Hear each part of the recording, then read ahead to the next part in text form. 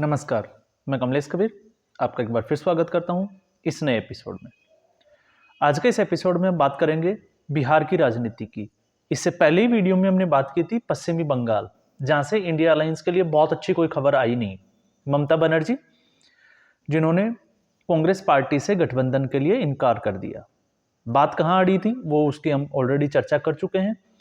Mamata Banerjee Congress party को सिर्फ 2 सीटें देने के लिए तैयार थी और उसके बाद में उन्होंने एक शर्त भी रखी थी कि तीसरी सीट भी उनको दी जा सकती है, लेकिन उसके लिए बशर्ते सोनिया गांधी को उनको फोन करना पड़ेगा। ये अब तक की जो है वो सबसे बड़ी खबर थी।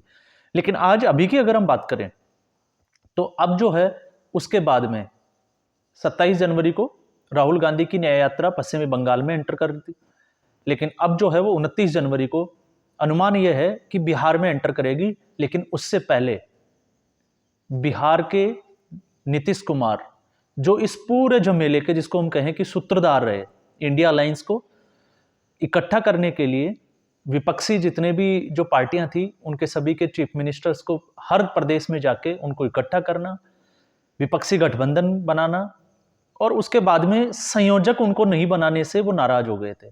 और आज स्थिति यह है कि उन्होंने राहुल गांधी की न्याय यात्रा से किनारा कर लिया है। और अभी खबरें ये आ रही है कि उनकी जो है वो भारतीय जनता पार्टी के साथ बातचीत चल रही है।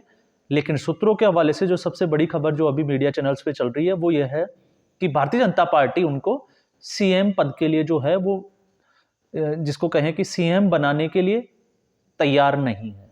तो इसका मतलब हम कह सकते हैं अगर एनडीए में वापस आते हैं नीतीश कुमार तो उनका सीएम पद जो है वो जा सकता है। वजह क्या थी?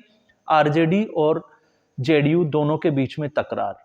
हालांकि भारतीय जनता पार्टी और नरेंद्र मोदी इनकी राजनीति को जो है, जैसे ही प्राण प्रतिष्ठा राम मंदिर की प्राण प्रतिष्ठा हुई उसके बाद में आपको पता होगा कर्पूरी ठाकर को जो है वो भारत रत्न देने की घोषणा के साथ ही इनकी राजनीति पे जो है वो ब्रेक लगा दिया था। क्यों लगा दिया था वो आपको जो है वो मीडिया चैनल से पता चल ही गया होगा। एक साधारण से व्यक्ति को घोषणा करके जो है, और इसकी अब चाहे जेडीयू हो चाहे आरजेडी हो, दोनों पार्टियां जो है वो क्रेडिट लेने के लिए जो है वो लगातार स्टेटमेंट दे रही है। लेकिन ये सभी को पता है कि ऐसी जो है, ऐसे लोगों को चाहे वो पद्म विभूषण देना हो, पद्म भूषण देना हो, या उनको कॉल कर देना हो, आपने मन की बात में देखा होगा, तो ये सिर्फ प्रधानमंत्री नरेंद्र मोदी कर सकते हैं। तो अब इंडिया गठबंधन लग रहा था, बड़े बड़े स्टेटमेंट आ रहे थे। सुप्रिया सुले का अलग स्टेटमेंट आया था, शिवसेना उद्धव ठाकरे का जो गुट था उसका अलग स्टेटमेंट आया था, कांग्रेस पार्टी का जो है वो अलग स्टेटमेंट आया था। लेकिन आज जो है वो तस्वीरें साफ होना शुरू हो गई है। जैसे अधीर रंजन चौधरी ने तो बहुत बड़ा जो है वो आरोप ममता बनर्जी पे लगाया कि 2011 में कांग्रेस पार्टी की वजह से जो है वो टीएमसी की जो पार्टी है उसकी सरकार बनी थी। ये बड़ा दावा कर दिया। इसके अलावा हमने पिछले वीडियो में बात की थी कि आम आदमी पार्टी जिसके साथ कांग्रेस पार्टी का 36 का आंकड़ा है, क्योंकि कांग्रेस पार्टी जहां पे कांग्रेस पार्टी का डाउनफॉल होता है वहां पे आम आदमी पार्टी का जो ग्राफ है वो बढ़ता है। तो आम आदमी पार्टी जो है वो कांग्रेस पार्टी को कभी नहीं चाहेगी कि वो आगे आए, उनको ज्यादा सीटें दी जाएं, या उनकी जो है वो चुनाव में, या इसके हम कहें कि चाहे लोकसभा हो चाहे विधानसभा में, उसकी वापसी हो। क्योंकि अगर कांग्रेस पार्टी मजबूत होती है, उसकी वापसी होती है, तो फिर आम आदमी पार्टी के ऊपर जो है वो सबसे बड़ा खतरा बन जाएगा। और यही एक वजह थी। आपने देखा है, चाहे आप दिल्ली की बात करें, शीला दीक्षित जी की सरकार थी, और शीला दीक्षित जी की सरकार के बाद में आम आदमी पार्टी ने अपनी सरकार बनाई। ठीक उसके बाद में पंजाब में जहां भारतीय जनता पार्टी का कोई अभी जो है वो कोई बड़ा चेहरा नहीं है, कोई बहुत ज्यादा सीटें उन्होंने आज तक जो है वो चुनाव भी नहीं लड़ा है। तो ऐसी स्थिति में पंजाब में जो है वो अकाली दल के बाद में जो है वो सबसे मजबूत पार्टी अगर कोई थी तो वो थी कांग्रेस पार्टी। और कांग्रेस पार्टी, और वहां पे जो है वो कांग्रेस पार्टी का सूफड़ा साफ किया आम आदमी पार्टी ने और सरकार बनाई। इसके बाद में आम आदमी पार्टी को लगा था कि वो जो है वो बाकी स्टेट में भी जो है वो अपनी सरकार बनाएगी। लेकिन उसके बाद में हिमाचल प्रदेश, अगले ही चुनाव में आपने देखा होगा, उत्तर प्रदेश में, राजस्थान, मध्य प्रदेश, वहां पे जो है छत्तीसगढ़, उनके सभी कैंडिडेट की जो है वो लगभग जमानत जब्त हो गई। और अभी जो विधानसभा चुनाव हुए उनमें तो नतीजा ये रहा कि आम आदमी पार्टी को नोटा से भी कम वोट मिले। तो आम आदमी पार्टी के भगवंत मान ने, आपको पहले ही पता होगा कि दोनों पार्टियों के जो दोनों प्रदेश कांग्रेस कमेटी हो चाहे आम आदमी पार्टी की जो कमेटी हो, दोनों के बीच में तकरार, एक दूसरे के आरोप प्रत्यारोप, और एक दूसरे को किस लैंग्वेज, किस भाषा का वो इस्तेमाल करते हैं वो आपने देखा होगा। तो ऐसी स्थिति में लग ही रहा था कि ये जो गठबंधन है वो चलेगा नहीं। लेकिन फिर भी जो लोग हैं वो लगातार जो है, जो मोदी विरोध में एक सुर में जो है वो सुरताल मिलाने के लिए बैठ जाते हैं। आज उनको शायद दर्द तो हो रहा होगा, और इस दर्द की जो है वो किसी के पास दवाई भी नहीं है, क्योंकि ये होना ही था।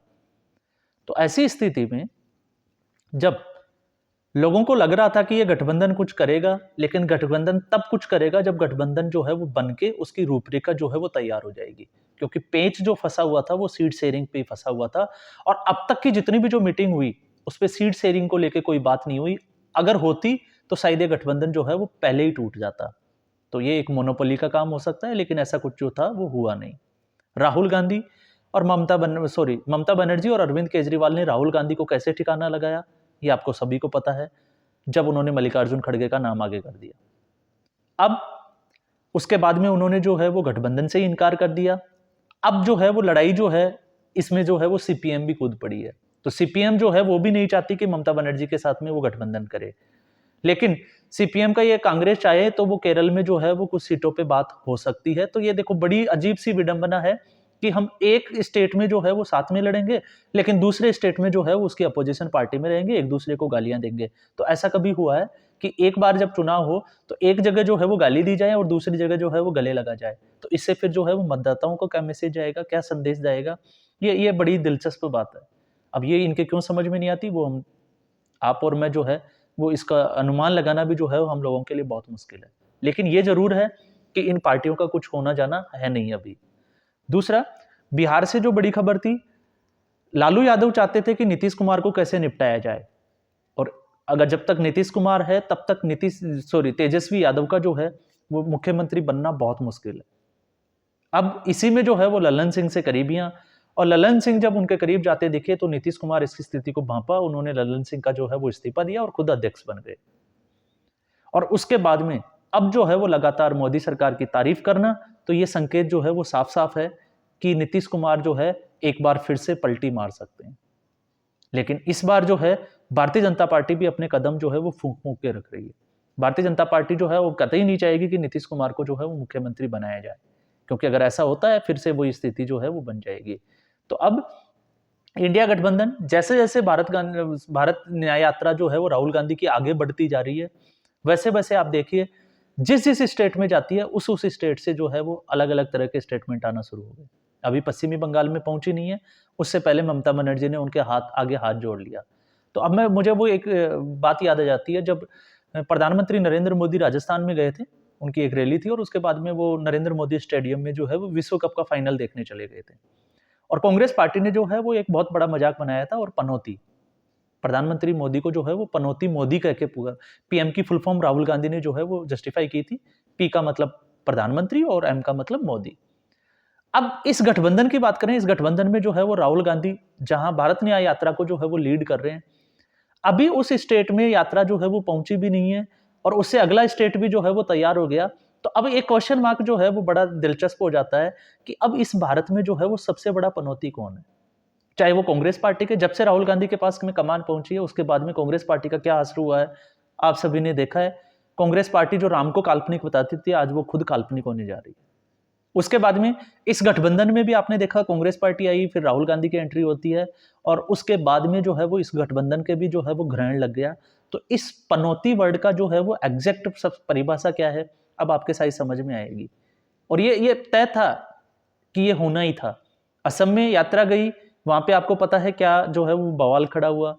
पश्चिमी बंगाल नीतीश कुमार ने हाथ जोड़ लिए, समाजवादी पार्टी अखिलेश यादव तो पहले ही जो है वो आम आदमी इस पे कांग्रेस पार्टी पे जो है वो बड़ा आरोप लगा चुके हैं, और अभी उत्तर प्रदेश में जब यात्रा पहुंचेगी तो फिर ये एक दूसरे का कैसे कुर्ता फाड़ेंगे वो भी आपके सामने आ ही जाएगा। तो ये स्थिति जो है वो अभी गठबंधन की बनी हुई है। तो बड़ा दिलचस्प होता जा रहा है। हालांकि भारतीय जनता पार्टी जो है इसमें कोई अब शक नहीं है कि 2024 की जो लड़ाई है उसमें बहुत आगे निकल चुकी है।